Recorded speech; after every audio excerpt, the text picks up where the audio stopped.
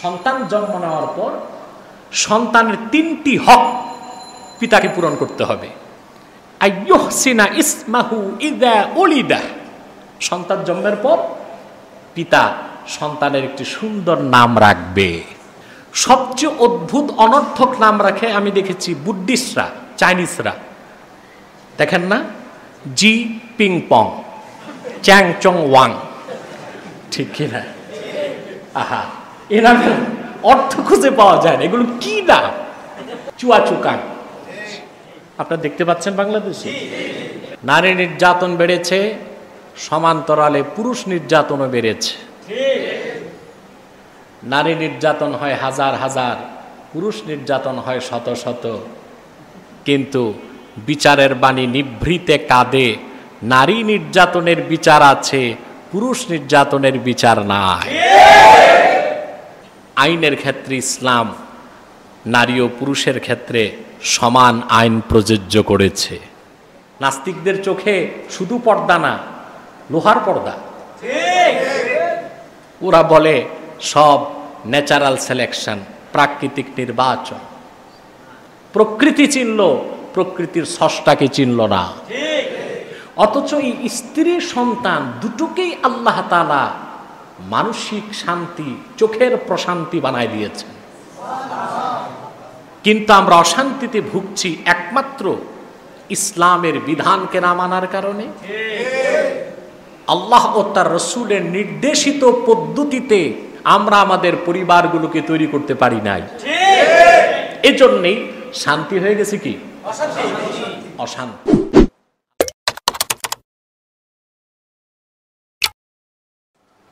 নাহমাদুহু ওয়া নাস্তাঈনুহু ওয়া নাস্তাগফিরুহু ওয়া নাউযু বিল্লাহি মিন শুরুরি আনফুসিনা ওয়া মিন সাইয়্যাতি আ'মালিনা মান ইয়াহদিহিল্লাহু ফালা মুদিল্লা লাহু ওয়া মান ইউদ্লিলহু ফালা হাদিয়া লাহু ওয়া নাশহাদু আন লা ইলাহা ইল্লাল্লাহ ওয়াহদাহু লা শারীকা লাহু ওয়া নাশহাদু আন্না মুহাম্মাদান আবদুহু ওয়া রাসূলুহু সাল্লাল্লাহু আলাইহি ওয়া আলা আলিহি ওয়া সাহবিহি ওয়া সাল্লাম الذي أكمل الله به قصر النبوة أي ختم الله به النبوة وحكم لا نبي بعده وأعلن في القرآن بالبرهان أن محمدا صلى الله عليه وسلم خاتم النبيين والمرسلين قبل 1500 سنة. أما بعد فأعوذ بالله من الشيطان الرجيم بسم الله الرحمن الرحيم والذين يقولون ربنا هب لنا من أزواجنا وذرياتنا قرة أعين واجعلنا للمتقين إماما وقال رسول الله صلى الله عليه وسلم أدبوا أولادكم بثلاث خصال حب نبيكم وآل بيته وتلاوة القرآن أخرجه الطبراني عن علي كرم الله وجهه صدق الله العظيم وصدق رسوله النبي الكريم ونحن على ذلك من الشاهدين والشاكرين والحمد لله رب العالمين. সম্মানিত মুসল্লিয়ানে কিরাম, আল্লাহ সুবহানাহু ওয়া তাআলা গোটা বিশ্ব মানবতার কল্যাণে, ইহকালীন কল্যাণ ও পরকালীন মুক্তির জন্যে তার হাবিব মুহাম্মদ সাল্লাল্লাহু আলাইহি ওয়াসাল্লামের মাধ্যমে বিশ্ববাসীকে উপহার দিয়েছেন পরিপূর্ণ জীবন বিধান দিন ইসলাম। বিশ্ব মানবতার কল্যাণে আল্লাহর পক্ষ থেকে মানব জাতির জন্য শ্রেষ্ঠ নেয়ামত হচ্ছে ইসলাম।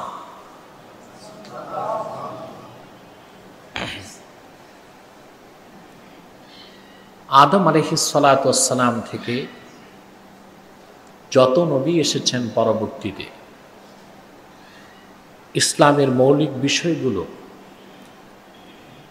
মানুষের কাছে তারা পৌঁছিয়েছেন, কিন্তু কোন যুগে কোন নবীর সময়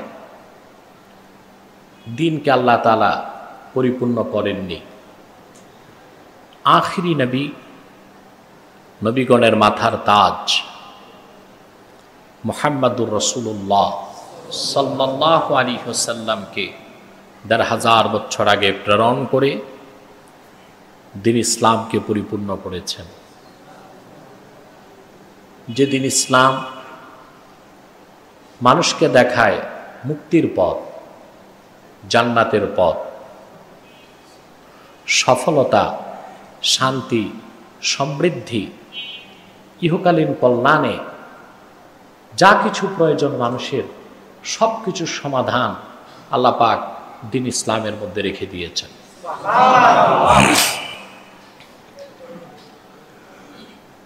আল্লাহর পক্ষ থেকে রাসূল করিম সাল্লাল্লাহু আলাইহি ওয়াসাল্লামের আনিত দিন ইসলামের অন্যতম বৈশিষ্ট্য এবং সৌন্দর্য,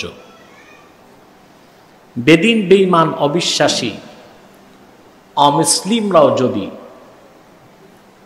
ইসলামের কোনো কাজ, আদর্শ, নীতি অনুসরণ করে পরকালে মুক্তি পাবে না ঈমান না থাকার কারণে, কিন্তু ইহকালে তারা প্রভূত কল্যাণ লাভ করবে। সুবহানাল্লাহ। ইসলামের নীতিকে, রীতিকে যদি গ্রহণ করে, যেমন অমুসলিম বিশ্বে এখন দৈনন্দিন জীবনে তাদের লাইফস্টাইলের ক্ষেত্রে তারা রাসূলুল্লাহ সাল্লাল্লাহু আলাইহি ওয়াসাল্লামের সুন্নতকে মানতেছে। সুন্নত থেকে প্রথম যে জিনিসটি তারা নিয়েছে সেটা হচ্ছে early to bed and early to rise. আগে ঘুমাতে যাও, সকাল সকাল উঠো, অর্থাৎ প্রথম রাতে ঘুমানো আর খুব ভোরে রাত শেষ হতেই জাগো। এই আদর্শ কে শিখিয়েছে? রাসূল করিম সাল্লাল্লাহু আলাইহি ওয়াসাল্লাম। আপনি অবাক হবেন, গ্রিনল্যান্ড, সুইজারল্যান্ড, নরওয়ে, ইউরোপের এই দেশগুলো এবং উন্নত বিশ্বে যারা দুইটা জিনিস পেয়েছে, হেলদি, ওয়েলদি, স্বাস্থ্য, সম্পদ, তারা প্রত্যেকেই সকালে ঘুম থেকে উঠে আর রাতের প্রথম অংশে ঘুমাতে যায়। এতে পরকালে তাদের কোনো মুক্তি নাই, কিন্তু পৃথিবীতে তারা কল্যাণ পাচ্ছে। ঠিক কিনা বলেন? এটা রাসূলুল্লাহর দিন ইসলামের অন্যতম একটি মুজিজা, শ্রেষ্ঠত্ব, মাহাত্ম্য, বড়ত্ব। বলেন সুবহানাল্লাহ। সেজন্য ব্যক্তি জীবন, সমাজ জীবন, রাষ্ট্র জীবন, পারিবারিক জীবন, শিক্ষা জীবন, সব ক্ষেত্রে ইসলাম সমাধান দিয়েছে, সুস্পষ্ট নীতি নির্ধারণ করেছে। এই সুস্পষ্ট সমাধান ও নীতির ব্যত্যয় যেখানে ঘটবে অশান্তি আসবে। ইসলামের মূল নীতিকে যদি রাষ্ট্র গ্রহণ না করে রাষ্ট্রে অশান্তি হবে। ইসলামের মূল নীতি যদি ব্যক্তি জীবনে প্রতিষ্ঠিত না হয় ব্যক্তি শান্তি পাবে না। ইসলামের মূল নীতি, পরিবার নীতি ইসলাম যেটা দিয়েছে, এটা যদি না থাকে পরিবারে, সেই পরিবারে বিত্ত বৈভব, টাকা পয়সা সব থাকলেও শান্তি আসতে পারে না। পারে? এটাই আমার আজকের আলোচ্য বিষয়।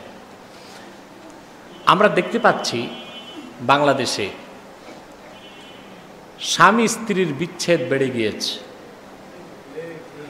দুঃখজনকভাবে আমরা দেখতে পাচ্ছি মেয়ের হাতে বাপ মা খুন হচ্ছে, সন্তান তার পিতাকে হত্যা করছে, মেয়ে তার মাকে হত্যা করছে। আপনারা দেখতে পাচ্ছেন বাংলাদেশে নারী নির্যাতন বেড়েছে, সমান্তরালে পুরুষ নির্যাতনও বেড়েছে। নারী নির্যাতন হয় হাজার হাজার, পুরুষ নির্যাতন হয় শত শত, কিন্তু বিচারের বাণী নিভৃতে কাঁদে। নারী নির্যাতনের বিচার আছে, পুরুষ নির্যাতনের বিচার নাই। ঠিক কিনা? আইনের উদ্দেশ্য কি? Check and balance. এটা হচ্ছে আইনের মূল উদ্দেশ্য। এখন একটা পক্ষ নিবেন আপনি, শুধু নারীদের পক্ষে, তো পুরুষ তো নির্যাতিত হবে। আজকে অনেক নষ্টা এবং ভ্রষ্টা নারীরা এই আইনকে সুযোগ করে স্বামীকে ডিভোর্স দিচ্ছে, সংসার ভেঙে দিচ্ছে। ঠিক কিনা? আইনের ক্ষেত্রে ইসলাম নারী ও পুরুষের ক্ষেত্রে সমান আইন প্রযোজ্য করেছে।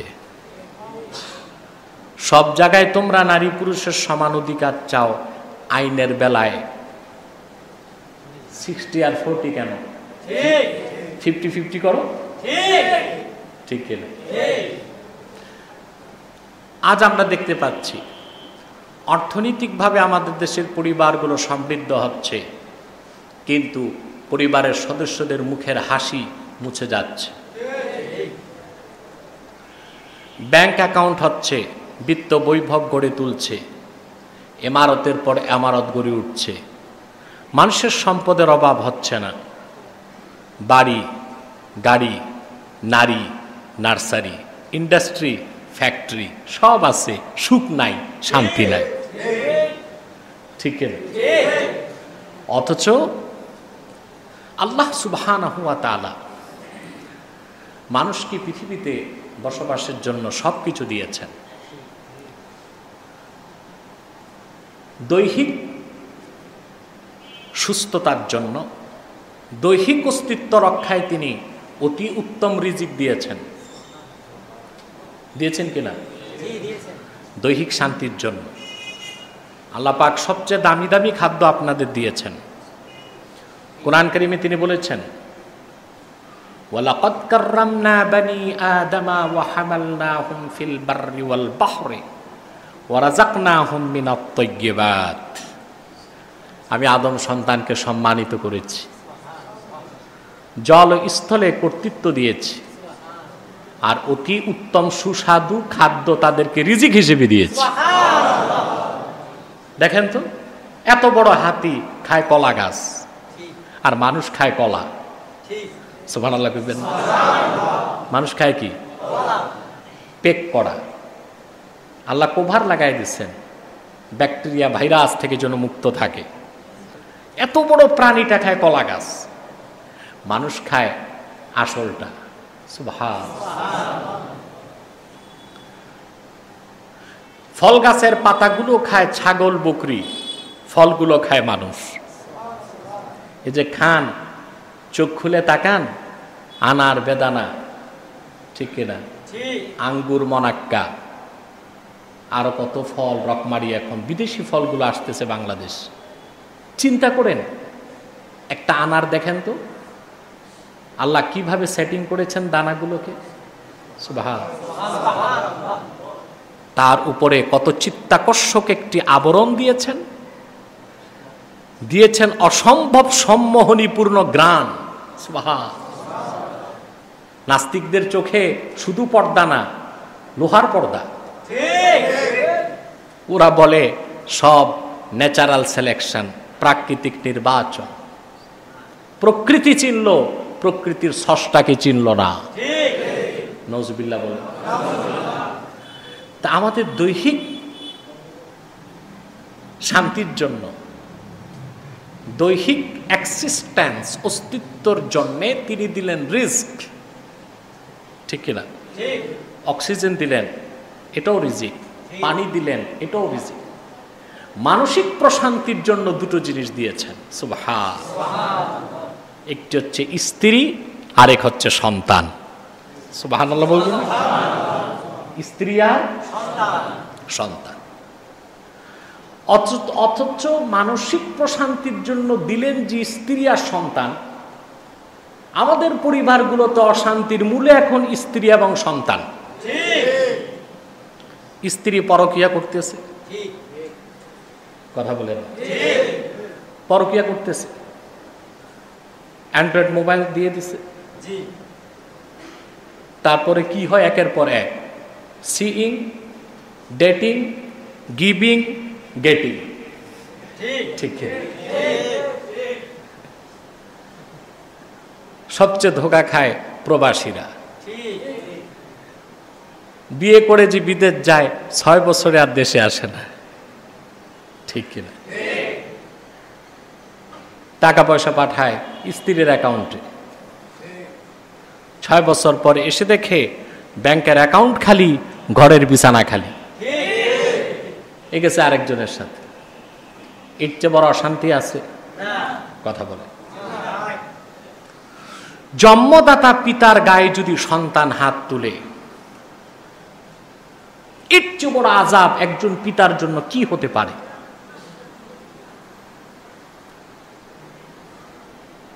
পিতার ভিটে বাড়ি থেকে সন্তান যদি তাকে ঘাড় ধাক্কা দিয়ে বের করে দেয়, এর চেয়ে অস্বস্তিকর, অপমানজনক আর কি হতে পারে একজন মানুষের জন্য? অথচ এই স্ত্রী সন্তান দুটোকেই আল্লাহ তাআলা মানসিক শান্তি, চোখের প্রশান্তি বানায় দিয়েছেন। কিন্তু আমরা অশান্তিতে ভুগছি একমাত্র ইসলামের বিধানকে না মানার কারণে। আল্লাহ ও তার রাসূলের নির্দেশিত পদ্ধতিতে আমরা আমাদের পরিবারগুলোকে তৈরি করতে পারি নাই। এজন্যই শান্তি হয়ে গেছে কি অশান্তি। আল্লাহ তাআলা বিয়ে শাদীর ব্যবস্থা করেছেন কেন? প্রশান্তির জন্য। কোরআন কারীম আল্লাহ তাআলা বলেছেন, وَمِنْ آيَاتِهِ أَنْ خَلَقَ لَكُمْ مِنْ أَنْفُسِكُمْ أَزْوَاجًا لِتَسْكُنُوا إِلَيْهَا। সুবহানাল্লাহ। আল্লাহ পাক বলেন, আল্লাহর অসম্ভব নিদর্শনের মধ্যে এটা একটা নিদর্শন, তোমাদের মধ্য থেকে আল্লাহ তাআলা তোমাদের স্ত্রীদের তৈরি করেছেন যেন তোমরা তাদের সান্নিধ্যে যে শান্তি পাও। কি পাও? আমাদের মধ্যে অনেকে শান্তি তো পাবে, দূরে থাক, ভাতও পায় না, কপালে ঝাড়ু আর ঝাঁটা জুটছে। কথা বলেন। আল্লাহ তাআলা করছেন ব্যবস্থা কিসের জন্য? শান্তির জন্য। আর আমরা ভাই অশান্তি। সন্তান, এটা আল্লাহ তাআলা চোখের শীতলতা বানায় দিয়েছেন। সুবহানাল্লাহ। আল্লাহ পাক কোরআন কারীমে বলেছেন, زُيِّنَ لِلنَّاسِ حُبُّ الشَّهَوَاتِ مِنَ النِّسَاءِ وَالْبَنِينَ وَالْقَنَاطِيرِ الْمُقَنطَرَةِ مِنَ الذَّهَبِ وَالْفِضَّةِ وَالْخَيْلِ الْمُسَوَّمَةِ وَالْأَنْعَامِ وَالْحَرْثِ ذَلِكَ مَتَاعُ الْحَيَاةِ الدُّنْيَا وَاللَّهُ عِندَهُ حُسْنُ الْمَآبِ। আল্লাহ পাক বলেন, পৃথিবীর মানুষ, তোমাদের জন্য স্ত্রীদের প্রতি আকর্ষণ, তোমাদের ঔরসজাত সন্তান এবং কারি কারি সোনারূপা, পছন্দনীয় ঘোড়া আর গৃহপালিত পশু আর ক্ষেতের ফসল, এগুলোকে তোমাদের কাছে প্রিয় করা হয়েছে, চিত্তাকর্ষক করা হয়েছে। এগুলোর মাধ্যমে যেন তোমরা পৃথিবীতে শান্তি পাও, সুখ পাও, আনন্দ পাও। বলেন সুবহানাল্লাহ। কিন্তু আমরা সুখ পাচ্ছি না। কথা বলেন। পৃথিবীতে বলা হয় সবচেয়ে সুখী মানুষ জাপানিজরা বলা হয়, কিন্তু সবচেয়ে বেশি আত্মহত্যা হয় জাপানে। এটা কেমন সুখ? এটা কেমন সুখ যে সুখের চোটে ওরা আত্মহত্যা করছে? সবচেয়ে বেশি আত্মহত্যা জাপানে। কোথায়? এমন সুখ দরকার আছে? আজকে আমাদের সমাজে, আমাদের পরিবারে, আমাদের রাষ্ট্রের অশান্তির মূলে আমরা ব্যক্তি জীবনে শান্তি পাচ্ছি না, আমাদের পরিবারগুলোতে শান্তি নেই। অথচ স্ত্রী সন্তান এটাকে আল্লাহ চোখের ঠান্ডাক, দিল কি ধড়কন আঁখোं কি ঠান্ডক, সুবহানাল্লাহ। স্ত্রী সন্তান মনের প্রশান্তি, চোখের শীতলতা, এটা আল্লাহ বানাই দিয়েছেন। কিন্তু শুধু রাসূলুল্লাহর আদর্শকে না মেনে ইসলামী জিন্দেগিকে বাদ দেবার কারণে আমরা শান্তি খুঁজে পাচ্ছি না। সন্তান আর স্ত্রী হয়ে গেছে অশান্তির মূল নেয়ামক, অশান্তির মূল উপকরণ, ঠিক কিনা বলে? সেজন্য মেয়ে মাকে খুন করছে, ছেলে তার বাপকে খুন করছে। এগুলো আপনারা দেখেন না? না আপনাদের চোখও কাঠের চশমা লাগাইছে? দেখেন, শান্তি খুঁজে পাচ্ছে না। সারা বিশ্বে শান্তির ঠিকাদারি নিয়েছে বিশ্ব শান্তি সংস্থা, জাতিসংঘ, ঠিক কিনা? দুইটি মহাযুদ্ধ, প্রথম বিশ্বযুদ্ধ, দ্বিতীয় বিশ্বযুদ্ধ। প্রথমটা হচ্ছে 1914 থেকে 18, দ্বিতীয়টা হয়েছে 1939 সাল থেকে 45 সাল। এই 10 বছরে পৃথিবীতে 20 কোটি মানুষকে হত্যা করেছে পশ্চিমারা, ঠিক কিনা? অমুসলিমরা। তারপরে পৃথিবীর মানুষকে শান্তি দেবার জন্য তৈরি হলো জাতিসংঘ। বিশ্ব শান্তি সংস্থা, ইউনাইটেড নেশন, জাতিসংঘ, যে নামে যেভাবে হোক অনেক সংস্থা আছে, এদের ঠিকাদারি নিয়েছে পশ্চিমারা। তারপর তারা পৃথিবীর মানুষকে শান্তি দিল। কিরকম শান্তি? আগুনের মধ্যে ঘি ঢেলে দিচ্ছে, ঠিক কিনা বলে? ওরা শান্তির বাতাস প্রবাহিত করেছে ইরাকে, করেছে আফগানে, করেছে ভিয়েতনামে, ঠিক কিনা? ন্যাটো তৈরি করে শান্তি বন্টন করেছে বসনিয়াতে, ঠিক কিনা? এই হচ্ছে তাদের শান্তি। এই পৃথিবীর ব্যক্তি জীবন, সমাজ জীবন, রাষ্ট্র জীবনের শান্তির একমাত্র গ্যারান্টি দিতে পারে রাসূলুল্লাহর সুন্নাত, দ্বীন ইসলাম। আল্লাহ পাক কোরআন কারীমে বলেছেন মুমিনদের কথা। সূরা ফুরকানের ৭৪ নম্বর আয়াতে আল্লাহ তাআলা বলেন, ওয়াল্লাযীনা ইয়াকুলুনা রাব্বানা হাব লানা মিন আজওয়াজিনা ওয়া যুররিয়াতিনা কুররাতা আ'য়ুন। মুমিনগণ, আল্লাহ বলেন, এবং মুমিনগণ তারা আল্লাহর কাছে দোয়াতে বলে, আয় আমাদের আল্লাহ রব, আমাদের স্ত্রীদের পক্ষ থেকে ও সন্তানদের পক্ষ থেকে তুমি আমাদের চোখে শীতলতা দান করো। কি দান করো? সুবহানাল্লাহ। তাহলে মানুষের শান্তির জন্য, মানসিক প্রশান্তির জন্য আর তার চোখে শীতলতার জন্য আল্লাহ তাআলা সন্তান দিয়েছেন, ঠিক কিনা? আজকে আমাদের সন্তানগুলো ধ্বংস হয়ে যাচ্ছে। আর যাদের মাধ্যমে শান্তির মলয় প্রবাহিত হবে, শান্তির সুবাতাস প্রবাহিত হবে, তারাই এখন হয়ে যাচ্ছে কিশোর গ্যাং। তারা হচ্ছে ড্রাগ অ্যাডিক্টেড, নেশাখোর। তারা হচ্ছে পিতার হত্যাকারী, তারা হচ্ছে বোনের সম্ভ্রম বিনষ্টকারী, তারা করছে দস্যুপনা, ডাকাতি, সন্ত্রাস, ঠিক কিনা? এগুলো চোখের শীতলতা হয় নাই, চোখের কাটা হয়ে গেছে। কি হয়ে গেছে? তার মূল কারণ আমরা আমাদের সন্তানগণকে ইসলামী জিন্দেগিতে তৈরি করতে পারি নাই, এটা মূল কারণ, ঠিক কিনা? আল্লাহ তাআলার পক্ষ থেকে সন্তানের প্রতি কিছু দায়িত্ব কর্তব্য দেওয়া হয়েছে। এই দায়িত্ব এবং কর্তব্য যখন আপনি আদায় না করবেন, পিতামাতার উপর যেমন সন্তানের হক আছে, সন্তানের উপর পিতামাতার হক আছে। আমাদের দেশের বক্তারা শুধু পিতা মাতার হকের ওয়াজ করে, তাহলে মুরব্বীরা টাকা পয়সা দিবে বেশি, ঠিক কিনা? কথা বলে না। কিন্তু পিতা মাতার যে সন্তানের উপর হক আছে এই কথাগুলো আর বলে না। কথা বলেন। সামারকান্দের বিখ্যাত আলেম ছিলেন ইমাম ইস্কান্দারি, সামারকান্দে। উনি আবুল্লাহ সামারকান্দিরও উস্তাদের উস্তাদ। উনি বহু আগে অনেক বড় আলেম ছিলেন। ওনাকে যে এক লোক কানতেছে,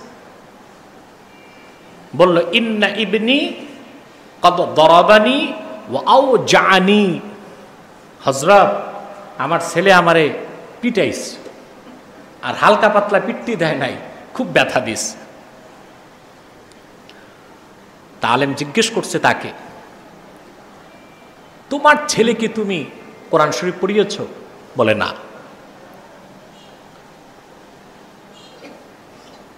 নামাজ পড়ে সে? নামাজ শিখাইছো? বলে তাও পড়ে না। জুমার নামাজ পড়ে? কয় না, তাও পড়ে না। তখন ইমাম ইস্কান্দারি বললেন, তুমি আল্লাহ শুকরিয়া আদায় করো যে ছেলে তোমার কয়েকটা থাপ্পড় দিয়েছে, মাথাটা গুঁড়া করে দেয় না। তোমার মতো নাদান যে সন্তানকে কোরআন শরীফ পড়াও নাই, নামাজ শিখাও নাই, জুমার নামাজও যায় না, এরকম সন্তান তো তোমারে মারবেই। ঠিক কিনা বলেন? আজ যেসব অভিজাত পরিবারে কিশোর কিশোরী ছেলে মেয়েরা পিতা মাতাকে হত্যা করছে, তার মূলে যে দেখেন এরা পড়াশোনা করেছে এ লেভেল ও লেভেলে, ইংলিশ মিডিয়াম, জিন্দিগিতে মক্তবের ধারে কাছে যায় নাই। মসজিদে কোরআন শরীফ পড়তে সকালে যাবে, সময় আছে? কথা বলে না। ও তো ব্রেকফাস্ট করে দৌড়েছে ও লেভেল এ লেভেল। বাপ মা কোরআন শরীফ শিখায় নাই, দু একটা হাদিস শোনায় নাই। রাসূল করিম সাল্লাল্লাহু আলাইহি ওয়াসাল্লাম ওনার আরশচুম্বী সুমহান মর্যাদার কথা কোনোদিন বলে নাই। ইসলাম কি তাও শিখায় নাই, নামাজ কি তাও শিখায় নাই। এই সন্তানগুলো ও লেভেল এ লেভেল পাশ করে ড্রাগ অ্যাডিক্টেড হচ্ছে, ইয়াবাখোর। এখন তো আসছে এলএসডি, গত জুমায় বলেছিলাম না, এগুলো খায়। এগুলো খাওয়ার পর যার আগে গাঁজা টাজা খাইতো, বাংলা মদ, চোলা মদ, এরা দেখতো যে তাল গাছের উপর বাজার। আর ইয়াবার এলএসডি যারা খায় এরা দেখে, এরা আরো কিছু দেখে, এরা দেখে এরা যুদ্ধের ময়দানে চলে গেছে, এদের হাতে AK-47, তারপর গুলি করে এক সময় দেখে নিজ হাতে বাপ মাকে জবাই করে রেখে দিচ্ছে। ঠিক কিনা? তাহলে মূল কারণ হচ্ছে আমরা কোরআন সুন্নাহর তারবিয়ত দিয়ে সন্তানকে গঠন করতে পারি না। কথা বুঝতেছেন? এখন আপনার প্রথম দায়িত্ব সন্তানের প্রতি কি? সুবহানাল্লাহ। সব কথা আল্লাহ কোরআন কারীমে বলে দিয়েছেন। আল্লাহ পাক বলেছেন, ইয়া আইয়ুহাল্লাযীনা আমানু কু আনফুসাকুম ওয়া আহলিকুম নারা। হে মুমিনগণ, তোমরা নিজেদেরকে এবং নিজের সন্তান সন্ততিকে জাহান্নামের আগুন থেকে বাঁচাও। সুবহানাল্লাহ। জোরে বললে গুনাহ হবে। এটা আল্লাহর নির্দেশ। আপনাকেও জাহান্নাম থেকে বাঁচতে হবে, সন্তানকেও বাঁচাতে হবে। আপনাকেও জাহান্নাম থেকে বাঁচতে হবে, সন্তানকেও।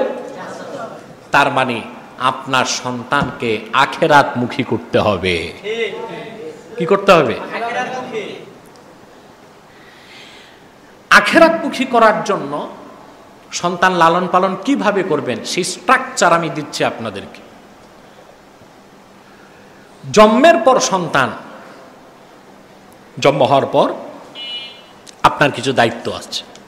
কি আছে? জন্মের পরে আপনার যে দায়িত্ব তিনটি। কয়টি? হযরত আবু হুরায়রা রাদিয়াল্লাহু তাআলা আনহু বর্ণনা করেছেন, আল্লাহর হাবিব সাল্লাল্লাহু আলাইহি ওয়াসাল্লাম ইরশাদ করেছেন, মিন হাক্কিল ওয়ালাদি আলাল ওয়ালিদ সালাসাতু আশিয়া। জন্মের পর শিশু সন্তান একদম জন্ম নিল, সন্তান জন্ম নেওয়ার পর সন্তানের 3টি হক পিতাকে পূরণ করতে হবে। পিতার উপর 3টি হক। যারা বিয়ে শাদী করেছেন কান পেতে শোনেন, পিতা হয়েছেন যারা, পিতা হবেন তাদেরকে বলছি, ছেলে হোক মেয়ে হোক, সন্তান জন্মের পরে কয়টা হক? কার উপর? রাসূল করিম সাল্লাল্লাহু আলাইহি ওয়াসাল্লাম ইরশাদ করেছেন, প্রথম হক আইয়ুহসিনা ইসমাহু ইযা উলিদা। সন্তান জন্মের পর পিতা সন্তানের একটি সুন্দর নাম রাখবে। আমরা এখানে একটু ভেজাল করি। স্যামেটিক ধর্মের অনুসারী যারা, স্যামেটিক ইহুদি খ্রিস্টান, এগুলো এক সময় আসমানি ধর্ম ছিল, ইসলাম আসার পর সব কি হয়ে গেছে? বাদ। তাদের নামগুলোতে কিছু অর্থ পাওয়া যায়। যেমন হযরত দানিয়ালের নাম তারা রাখে ড্যানিয়েল, দাউদের নামে নাম রাখে ডেভিড, ইসহাকের নামে নাম রাখে জ্যাকব, ঈসার নামে নাম রাখে জেসাস, ইদ্রিস আলাইহিস সালামের নামে নাম রাখে অদ্রিক। বুঝলেন? ইহুদিরা ওল্ড টেস্টামেন্ট থেকে নাম নেয়। যেমন ওদের ধারণা ইউসুফ আলাইহিস সালামের এক ভাইয়ের নাম ছিল নাফথালি। কি নাম? এজন্য ইসরায়েলের প্রধানমন্ত্রী ইহুদি, তার নাম নাফথালি। সবচেয়ে অদ্ভুত অনর্থক নাম রাখে আমি দেখেছি বুদ্ধিস্টরা, চাইনিজরা। দেখেন না, জি পিং পং, চ্যাং চং ওয়াং, ঠিক কিনা? আহা, এ নামের অর্থ খুঁজে পাওয়া যায় না। এগুলো কি নাম? চুয়াচুকাং।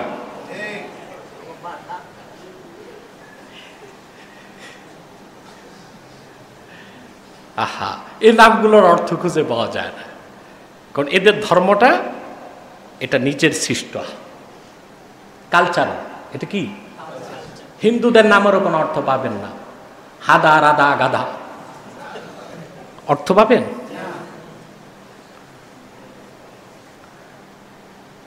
আমাদের দেশে কি নাম রাখে দেখেন না?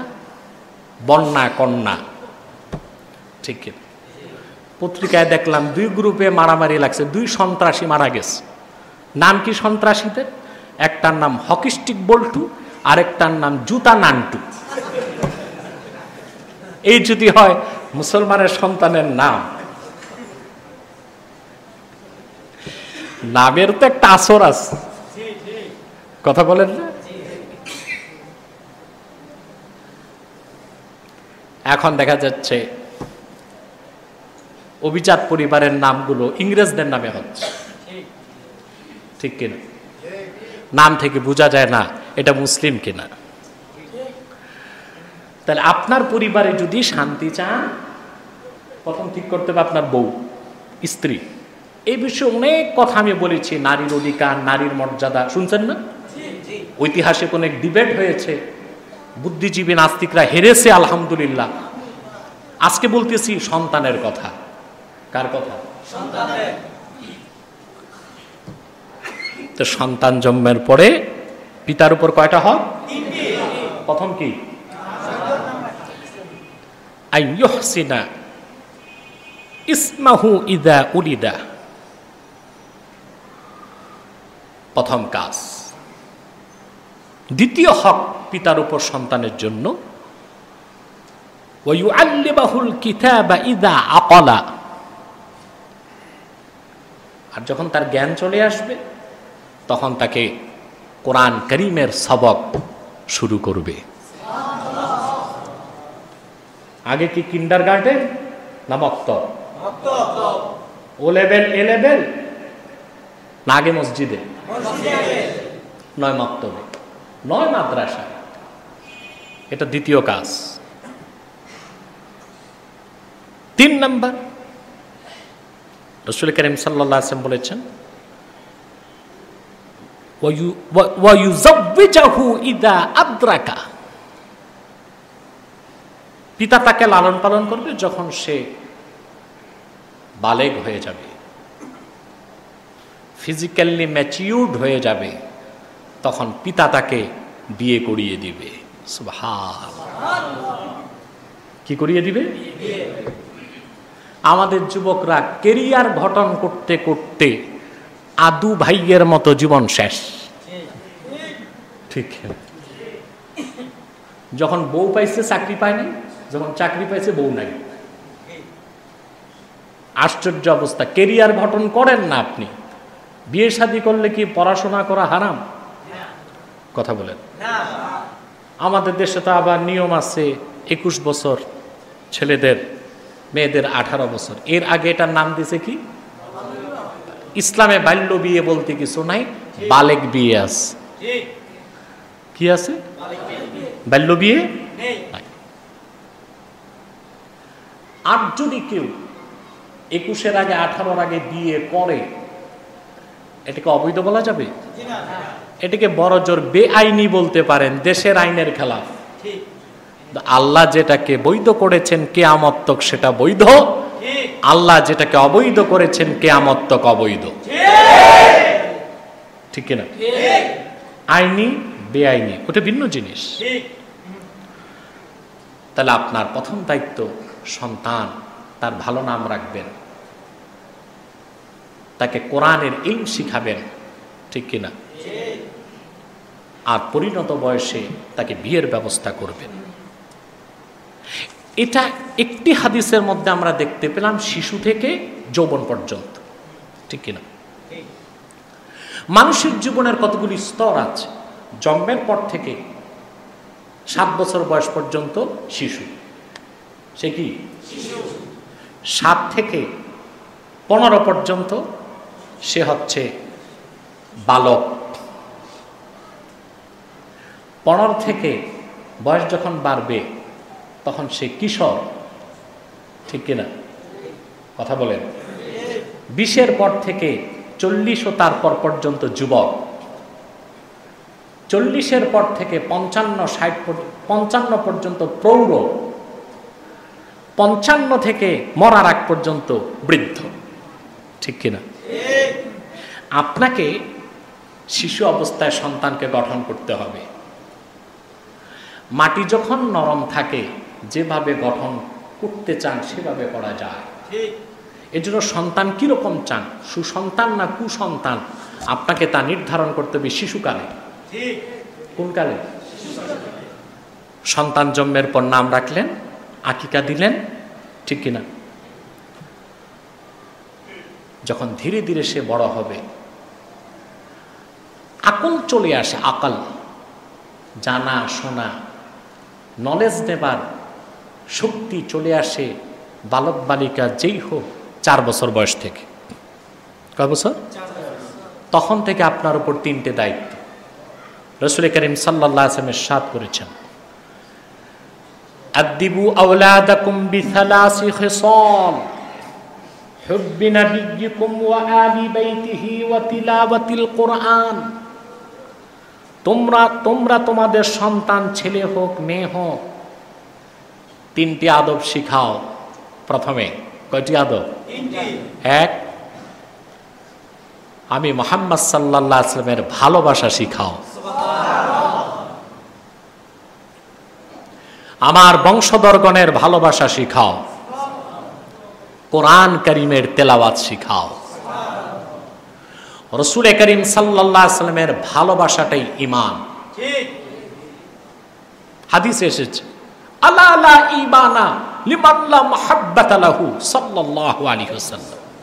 রাসূলুল্লাহর ভালোবাসা যার নাই তার ঈমান নাই। তো প্রথম শিখাতে হবে সন্তানকে রাসূল করিম সাল্লাল্লাহু আলাইহি ওয়াসাল্লামের ভালোবাসা। সেজন্য আল্লাহর হাবিবের সিরাত মুবারক থেকে তাকে ঘটনা শোনাতে হবে। নাতে রাসূল সাল্লাল্লাহু আলাইহি ওয়াসাল্লাম বেশি বেশি শোনাতে হবে। হিজরতের কথা, বিদায় হজ্জের কথা, উহুদের কথা, বদরের কথা শোনাতে হবে। রাসূলুল্লাহর ভালোবাসা অন্তরে সৃষ্টি করতে হবে। আহলে বাইতের ভালোবাসা সৃষ্টি করতে হবে। ইমাম হাসান হোসেন তাদের সেই আত্মোৎসর্গকারী যে ঘটনা ঘটেছে, আত্মোৎসর্গের সেই ইতিহাস শোনাবেন। 3 নাম্বার হচ্ছে তিলাওয়াতে কোরআন, কোরআন তেলাওয়াত শিখাবেন। এই কাজগুলো করে ফেলতে হবে আপনাকে 7 বছর বয়সের আগে। সুবহানাল্লাহ বলবেন না? কয় বছর? 7 বছর বয়স চলে আসার পরে এবার আপনার দায়িত্ব কি সন্তানের প্রতি। সুবহানাল্লাহ। রাসূল করিম সাল্লাল্লাহু আলাইহি ওয়াসাল্লাম ইরশাদ করেছেন, আল্লাহর হাবিব ইরশাদ করেছেন, মুরু আওলাদাকুম বিসসালাতি ওয়া হুম আবনাউ 7 সিনিন। সন্তান ছেলে হোক মেয়ে হোক 7 বছর বয়স হলে নামাজের আদেশ করো। কয় বছর? ওয়াদরিবুহুম আলাইহা ওয়া হুম আবনাউ 10। 10 বছর বয়স যদি হয় নামাজ না পড়ে তাকে শাসন করো। কি করো? কি করো? কয় বছর বয়সে? ও ফাররিকু মাদাজিআহুম, এবং তাদের বিছানা আলাদা করো 10 বছরের পর। তা দেখা যাচ্ছে 10 বছর বয়স পর্যন্ত শিশু বাচ্চা ছেলে মেয়ে আলাদা থাকবে না, থাকবে বাবা মার কাছে। সুবহানাল্লাহ। ইসলাম শিশুর অধিকার রক্ষা করেছে। ইসলাম শুধু নারীর অধিকার রক্ষা করে নেই, সবার অধিকার রক্ষা করেছে। আজকে যারা নারীবাদী আর শিশুবাদী আছে না কিছু, বাংলাদেশে আইনও আছে নারী ও শিশু নির্যাতন আইন। নারী আর শিশু একসাথে রাখছে। প্রচলিত আইনে শিশুদের প্রতি অত্যাচার করা হচ্ছে। বাংলাদেশে একটি ঘটনা ঘটেছে, এটা টক অফ দ্য কান্ট্রি হয়েছে মিডিয়াতে। এক অন্তঃসত্ত্বা গর্ভবতী নারীকে জেলখানায় ঢুকানো হয়েছে। সে বাচ্চা প্রসব করেছে জেলখানায়। তিনি সাবেক এক অ্যাটর্নি জেনারেলের পুত্রবধূ। যারা এই দেশের মানুষকে আইন শিখায়, যারা আইনের শাসন চায়, যারা শরিয়া আইনের বিরোধিতা করে, ইংরেজদের গোলামি করে তারা মানুষকে মুক্তি দিতে পারে নাই, নির্যাতন করেছে, নিপীড়ন করেছে, তারা নিজেরাই আইনের প্রতি বৃদ্ধাঙ্গুলি প্রদর্শন করছে। অথচ ইসলাম শিশুর অধিকার রক্ষা করেছে কিভাবে? ইসলামী আইন হচ্ছে, ইসলামী শরিয়া আইন হচ্ছে, কোন নারীর উপর যদি মৃত্যুদণ্ড প্রযোজ্য হয়, নারী যদি গর্ভবতী হয়, আল্লাহ ও তার রাসূলের হুকুম, ওই মহিলাকে মৃত্যুদণ্ড দেওয়া যাবে না যতদিন না তার বাচ্চা প্রসব না হবে। বাচ্চা প্রসবের পর যদি সন্তানের মায়ের দুধ ছাড়া বাঁচার সম্ভাবনা না থাকে, দুধ পান করাবে, তারপরে সেই মহিলার মৃত্যুদণ্ড হতে পারে। তোমরা কিভাবে অন্তঃসত্ত্বা গর্ভধারিণী একটি নারীকে জেলখানায় ভরো, সেখানে বাচ্চা প্রসব হয়। বাচ্চা প্রসবের সময় একটি মহিলা জীবন মৃত্যুর সন্ধিক্ষণে থাকে। তার চরম আকুতি থাকে, তার সঙ্গে তার স্বামী দাঁড়াক, তার মা তার কাছে থাকুক, তার বোন তার কাছে থাকুক, ঠিক কিনা? এরকম একটি জীবন মৃত্যুর সন্ধিক্ষণে মহিলাকে কারাগারে রাখা, এর চেয়ে বড় নারী নির্যাতন কি হতে পারে? এর চেয়ে বেশি শিশু নির্যাতন কি হতে পারে? অতএব বলবো, ইংরেজদের ত্রুটিপূর্ণ আইন এবার ডিলিট করো। ইসলাম যে শরিয়া আইন দিয়েছে সেটা কায়েম করো। ব্যক্তি, সমাজ, রাষ্ট্রে শান্তি ফিরে আসবে, তাতে কোনো সন্দেহ নেই, ঠিক না? তাহলে 10 বছর বয়সে আপনি বিছানা আলাদা করবেন। আর শাসন শুরু হবে কত বছর বয়স থেকে? 10। তাহলে বোঝা যায় শিশু বাচ্চা যত অপরাধ করুক 10 বছরের আগে তার গায়ে হাত তোলা যাবে না। আমাদের দেশে কিছু ফটিক চান আছে, ফটিক চান বুঝেন, নিজে পড়াশোনা করেন ঘোড়ার ডিম ক্লাস 2, কিন্তু বাচ্চা স্কুলে যায় না, এর গাছে লটকায় পিটায়। না, এটা বিধান না, এটা নিয়ম না। এইসব ফটিক চান মার্কা মানুষের সন্তানগুলো অতিরিক্ত শাসনে আর পড়াশোনায় করে না। ঠিক না? 10 বছর বয়সের আগে আপনি মারতে পারবেন। আমাদের দেশে কিছু মক্তবে মাদ্রাসা তো কাণ্ড জ্ঞানহীন মৌলবি আছে, বাচ্চাদের মাথা নিচে দিয়া ঠ্যাং উপরে দিয়া পিটায়, এরপর মরে যায়। তারপর মোহতামিম কমিটি শ্বশুর বাড়ি যেয়ে পালায়। এটা হারাম। 10 বছর বয়সের আগে গায়ে হাত তুলাই নিষেধ। 10 বছর বয়সের পরও যদি আপনি শাসন করতে চান, তাহলে আপনি তাকে মৃদু প্রহার করতে পারেন। কিরকম? একেবারেই মৃদু। কিছুটা শাসন না থাকলে সন্তান ভালো হবে না। হবে না। রাসূল কারীম সাল্লাল্লাহু আলাইহি ওয়াসাল্লামের হাদিস আছে, আল্লাহর হাবিব ইরশাদ করেছেন, লা তাদা আসাকা আন আহলিকা আদাবান, তুমি তোমার সন্তানদেরকে আদব শিক্ষা দেবার জন্য লাঠি সরিও না। এর হুকুমেই না লাঠি দিয়া মারো। লাঠি দেখলেই তো ছেলে মেয়ে ঠিক, ঠিক কিনা? ইবনে আব্বাস রাদিয়াল্লাহু তাআলা আনহু বর্ণনা করেছেন, ইমাম তাবারানী রওয়ায়াত করেছেন, আল্লাহর হাবিব সাল্লাল্লাহু আলাইহি ওয়াসাল্লাম ইরশাদ করেছেন, তোমরা ঘরে চাবুক টাঙ্গিয়ে রাখো। ঘরের যত মানুষ চাবুক মারার দরকার নাই, এটা দেখবে আর সোজা হয়ে যাবে। ঠিক কিনা? তা দেখুন তো আপনি সন্তান লালন পালনের পদ্ধতি কি, এগুলো মনে থাকবে আপনাদের? কথা বলা। তারপরে এই সন্তান যখন আপনার বড় হবে, তাকে কোরআন কারীমের তালিম দিতে হবে, ইসলামের মৌলিক শিক্ষা তাকে দিতে হবে। কথা বুঝতে পারছেন? তাহলে দেখা যাচ্ছে আপনি 10 বছর বয়স পর্যন্ত সময়ে যদি ইসলামী জিন্দিগিতে সন্তানকে গড়ে তোলেন, এই সন্তানটা সুসন্তান হিসেবে গড়ে উঠবে। ঠিক কিনা? আজকে সব কথা বলে শেষ করা যাবে না। পরিশেষে একটি হাদিস বলেই আজকের মতো সমাপ্তি টানব। সেটা হলো, সুসন্তান যদি রেখে যান, তাহলে মৃত্যুর পরও আপনি তার সুফল ভোগ করতে থাকবেন। সুবহানাল্লাহ। আপনি সুফল ভোগ করতে পারবেন। এই হাদিসটি বলছি, তার আগে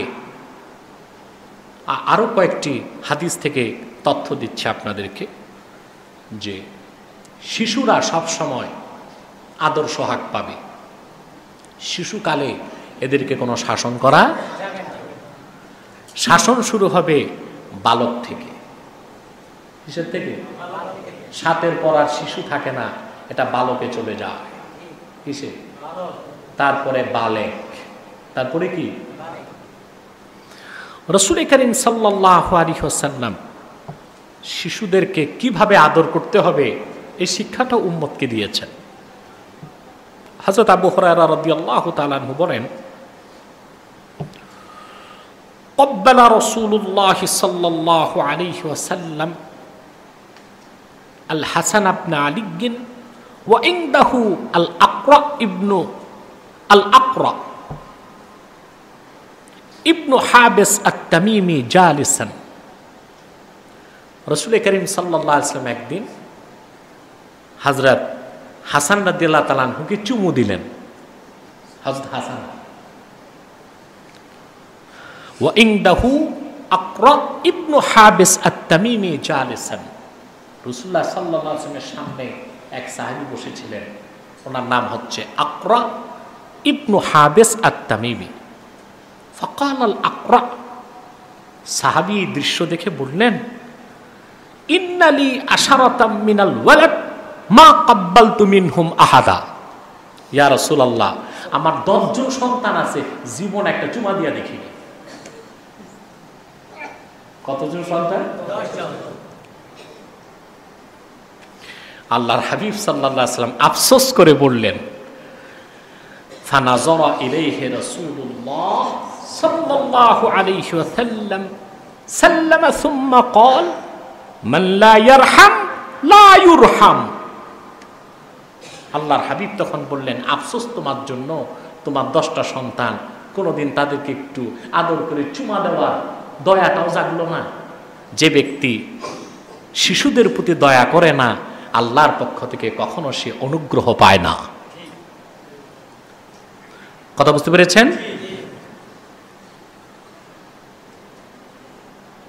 এই হাদিসটি বুখারী মুসলিমে এসেছে। বুখারীতে আরেকটি হাদিস এসেছে, রাসূল করিম সাল্লাল্লাহু আলাইহি ওয়াসাল্লাম যখন শুনলেন ওনার ছেলে হযরত ইব্রাহিম রাদিয়াল্লাহু তাআলা অসুস্থ, মৃত্যুবরণ করবেন, আল্লাহর হাবিব সাল্লাল্লাহু আলাইহি সাল্লাম তার কাছে গেলেন। আল্লাহর হাবিব যখন আপন সন্তান হযরত ইব্রাহিমের দিকে তাকালেন, আল্লাহ রাসূল, হাদিসে এসেছে বুখারীতে, ফাজআলাত আইনা রাসূলিল্লাহি সাল্লাল্লাহু আলাইহি ওয়াসাল্লাম তাজরিফান, রাহমাতুল লিল আলামিনের চোখ থেকে মুক্তার মতো সুন্দর পানি ঝরতে লাগলো। সামনে হযরত ইব্রাহিম, একটু পর তিনি জান্নাতবাসী হবেন। আল্লাহর হাবিবের সন্তান শিশুকালে বিদায় নিয়েছেন। আল্লাহর হাবিব তখন বললেন, ইন্নাল আইনা তাদমা ওয়া ইন্নাল কলবা ইয়াহজান, চক্ষু পানি ঝরাচ্ছে, অন্তর দুঃখ পাচ্ছে। ওয়ালা নাকুলু ইল্লা মা ইয়ারদা রাব্বুনা ওয়া ইন্না বিফিরাকিকা ইয়া ইব্রাহিম লামাহজুনুন। আল্লাহর হাবিবের নূরময় চোখ থেকে পানি ঝরছে। রাসূলুল্লাহ সাল্লাল্লাহু আলাইহি ওয়াসাল্লাম ওনার সন্তান ইব্রাহিমকে লক্ষ্য করে বলেন, ইব্রাহিম, তোমার জন্য চোখ থেকে পানি ঝরছে আর অন্তরে দুঃখ হচ্ছে, তবে আমার রব আল্লাহ সুবহানাহু ওয়া তাআলা যে কাজে সন্তুষ্ট, রদা বিল কাজা, আল্লাহ সন্তুষ্টির বাইরে কোনো কথা আমরা বলবো না। তুমি আমাদেরকে ছেড়ে চলে যাচ্ছ, তোমার এই বিরহের কারণে আমরা অত্যন্ত দুঃখিত। রাসূল করিম সাল্লাল্লাহু আলাইহি সাল্লাম ওনার সন্তান এবং ওনার দৌহিত্র যারা ছিলেন তাদেরকে কিরকম আদর করতেন। বুখারী শরীফে এসেছে, এক ইহুদি বাচ্চা আল্লাহ রাসূলের দরবারে যে রাসূলুল্লাহর কদমের সামনে বসে থাকত। হাদিসে এসেছে গোলাম মানে বাচ্চা, বালেগ হয়নি। হাদিসে এসেছে সে রাসূলুল্লাহ সাল্লাল্লাহু আলাইহি ওয়াসাল্লামের নূরময় চেহারার দিকে তাকায় থাকত।